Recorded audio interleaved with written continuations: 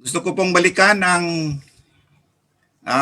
kasaysayan ng Bataan, and this is very memorable to me as a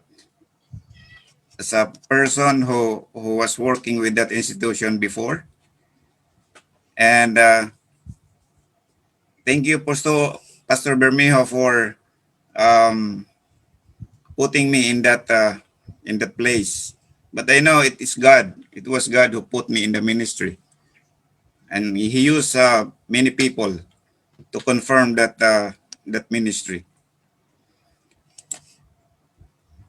I would like to read, first of all, the very intent of IGBI Bataan. Why there was an IGBI Bataan? IGBI Bataan Campus is the youngest among the 4 resident Bible schools of Things to Come Mission in the Philippines. It is the organization's educational arm to train qualified church workers and leaders.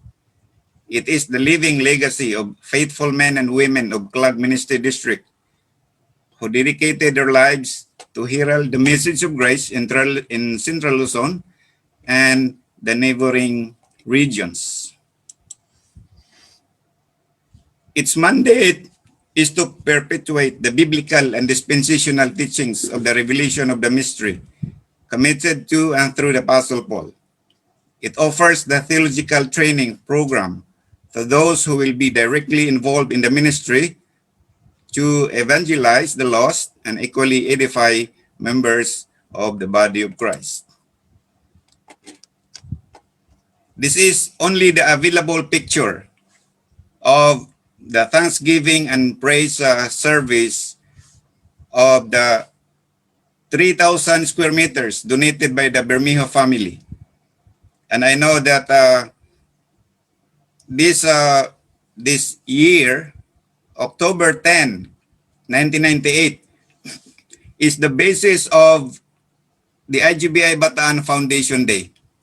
Our Foundation Day is not based on the school opening, but based on this date. That's why we have a 22nd year of celebration for IGBI Bataan. I'm sorry I don't have picture of the Thanksgiving, but this simple document reminds us when do we start as as a as a school planning and dedicating this piece of land. This is the first building that you can see. And it's very different if you look at the present picture. So who would thought that this building will become a beautiful two-story school nowadays? And many people believe that this is just like a house of a cow. Parang tirahan lang daw ng baka. But because of our dream, we realize more improvements because of our partnership. Not only the CLAG members, but even the rest of Things to Commission members who supported this training institution. The improvement of IGBI Bataan was based on Bayanihan system. And this is the first Bayanihan system that scheduled by Pastor Bermejo and Pastor Maning. And you can see, ito yung mga volunteers na talagang masayang nagbigay sa kanilang lakas. They are very happy doing the ministry. It is a form of worship in doing the bayanihan. And hindi nila iniinda yung sakit ng pagod na maglakad, lahat ng mga bagay na kanilang ginagawa.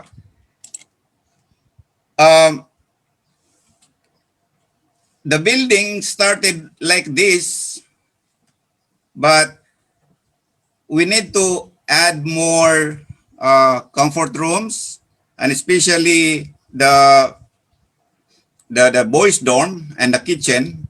Kung inyong mapansin, marami sa inyo hindi nyo nakita yan. So that is how we started, because the original building was just like one whole building, but we added a building at the back at yun ang existing comfort room and the kitchen. And on the second floor of that construction was designed for the boys dorm. And these are the excavators. And talking about foundation day, napakahalaga yung maghukay. And that is the hardest part of starting a building. To start a building, it's really, really hard. And that is physical. That is physical foundation. And that is why we called this day Foundation Day. But so much for that. To start an institution from scratch, from zero, training 7 students, it's really hard, because it was my first time training them, and of course with my fellow teachers way back then in 2001. And you can notice these faces. Some of them are working abroad, and you can still see those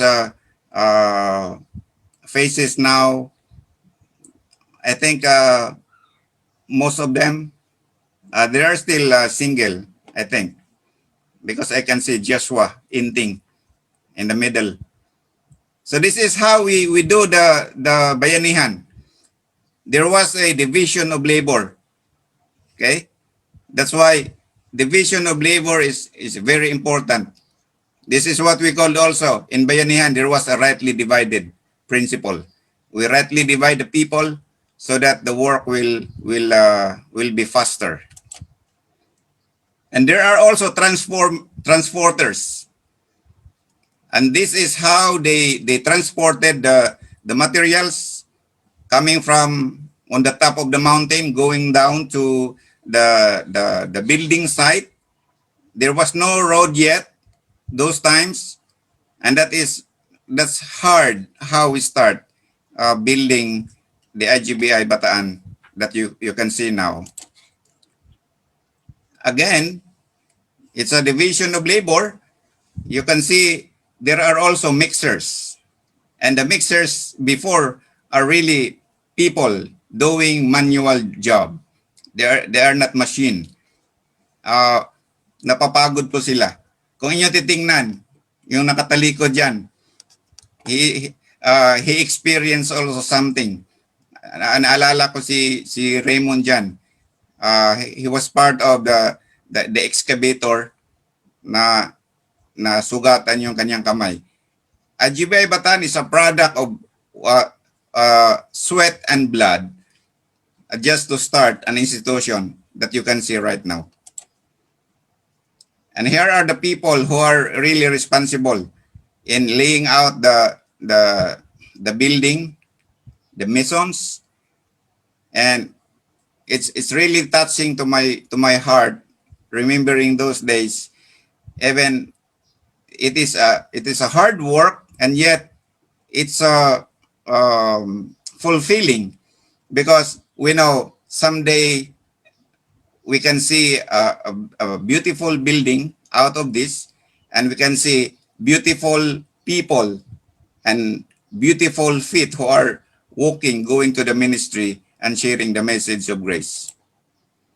Of course, hindi mawawala sa Bayanihan, mayroong marketers.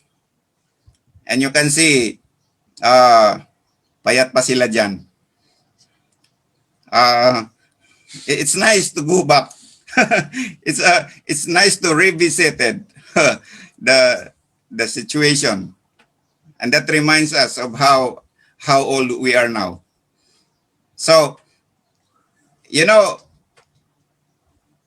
if you will join the Bayanihan, as I recall before, hindi ka lang pupunta doon sa Bayanihan na site, ikaw pa yung magbayad, ikaw pa yung mamasahe. And that's how we sacrifice. That's why IGBI-Bataan is a product of sacrifices of men and women of the CLAG members. Not only their time, but even their money, they sacrifice for that. Our IGBI-Bataan campus was open with 7 students on June 14, 2001. Immediately after our wedding, Amy and myself went to that place to start that ministry. And we started humbly with the 7 students. And as I can see, there are few of them who are not engaged in the ministry, but most of them are engaged in the ministry. And it is my pleasure to see, especially those Bible students who graduated and involved in the ministry. We're very happy to see them doing the ministry, and even some of them also become missionary like my family. This is how we do work in the Bible school before. Even if it's hard, it's heavy, mabigat po yan. Yung stillmating na upuan na yan, napakabigat yan. Pero tingnan niyo yung mga gumagawa. The joy of the Lord is my strength. And that is really true to the humble beginning of our Bible school before. We always sing that, to the work, to the work. And we do not see standing to the promises, because there are many Bible students who are just standing and watching. We do not sing standing on the promises, but we sing to the work, to the work. That's our theme song during our gratis work. And in the same year, 1999, so we started 1998, dedicating the land, the piece of land. Then after a year, I was assigned. I was deployed by Pastor Bermio to stay in the property alone. I was there for 2 years. My companion only a dog. Okay, it was Jaya, my companion. So they asked, who is Jaya? Aso po yon. So after we started the Bible school, after we opened the Bible school to our students in 2001, at the same year, this was a dedication service to the Lord of this humble facility. And you notice that on your left side, if I'm not mistaken, in your camera, do you know that guy, that child sitting behind Pastor Norsi? That is Jig. That is Pastor Jig. That is Jig Karamat, and he is now also a pastor. Our Bible student during my time, and he graduated, and he's pastoring now in Caloocan, Grace Gospel Church. And many of these people also are active in the ministry. You can see the frontliners. They are active in the ministry. We celebrated with foreign guests, and for sure, I know that 3 of these foreign guests were already promoted to glory. Okay? And only Gloria is still on earth. So I will repeat, 3 of them, I'm sure, they are already promoted into glory. And only Glory is still on earth. Only Gloria. So I'm happy to see Ma'am Glo until now, faithful in the ministry. Then after the celebration, there was a presentation of CLAG workers. And I'm happy that I can still see those faces, part of the ministry, even today. And some of them are no longer working with us. And yet, this is the working force, the workers of Things to Commission under CLAG Ministry District. Our Bible school was not only designed for theological training. This is also designed for recreation, and it was also a retreat center for all the CLAG who wish to, to unwind, to unload their burden, and having picnic in that area. I think this is the time that we do not have yet the building, the facilities. So we love having picnic outside. I have a lot of pictures, but time is not. I do not have enough time to present this. Um, our IGBI-Bataan was also designed for fellowships. This is our first adult fellowship. Um, you can see how the couple joined together, and I remember the time of we played, egg catching, couple by couple. We enjoyed that time.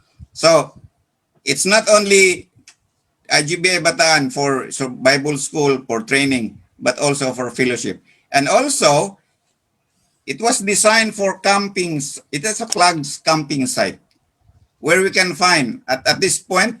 IGBI Bataan was conducting a youth camp, okay, and some of them became Bible student and now graduated and pastoring a church. So youth camp and even kids camp are feeders of our Bible school.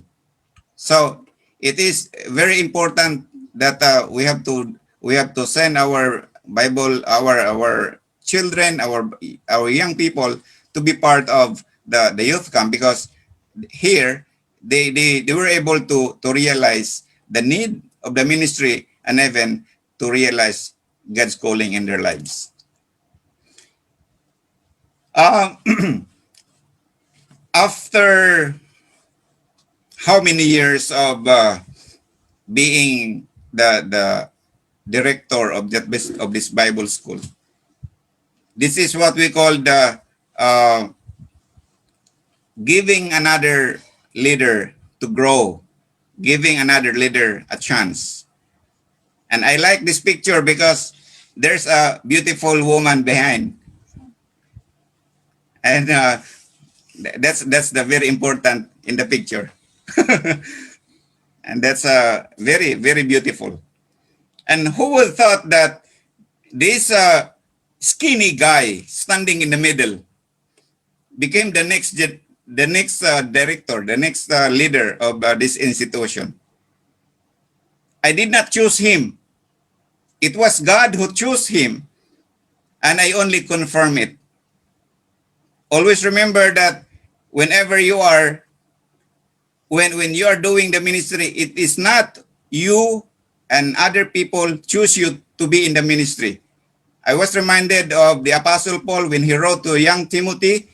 He said that uh, by the grace of God enabled me and considered me faithful and putting me into the ministry. It is always God who puts us in the ministry. But of course, there is a confirmation from people working in that ministry.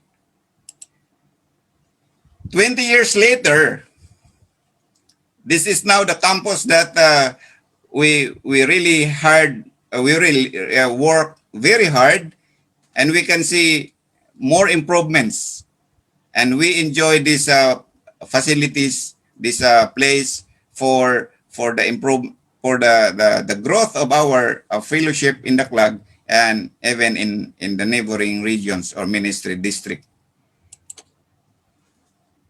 I can see I'm no longer there when it was realized, but uh, after 20 years in 2018 when my family and I visited IGBI-Bataan for the graduation and for the youth camp, I was really overwhelmed and impressed of how God's faithfulness direct each member of the institution and the CLAG members, especially the uh, CLAG board of supporting this ministry.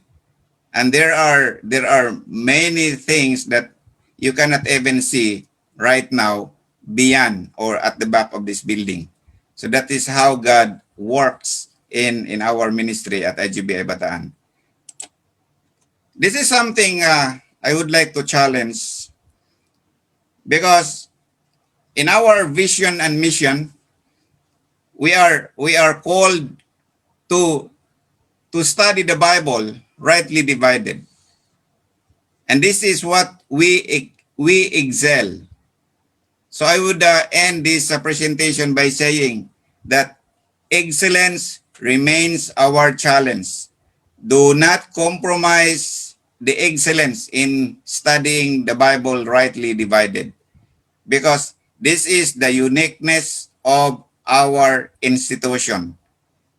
There are a lot of institutions that they considered as a training center for ministry, but only few who started an institution with the vision and mission, training men and women for excellence in rightly dividing the word of truth. So I'm so glad that I'm part of that institution. And without IGBI Bataan, uh, I could say wala kami dito ngayon sa Myanmar. IGBI Bataan um, is our launching pad of the ministry. In IGBI Bataan, I realized that there are more souls to be shared with the message of grace beyond the borders of the Philippines. And I hope that IGBI Bataan would be the pedestal of the message of grace, so that there will be more missionaries to be trained and to be equipped before they will go out and serve like us now outside the Philippines. Thank you for your time. Thank you for having me. And on behalf of my family, I would like to express our congratulations IGBI Bataan for its 22nd year of God's faithfulness in this institution. Maraming salamat po and good morning.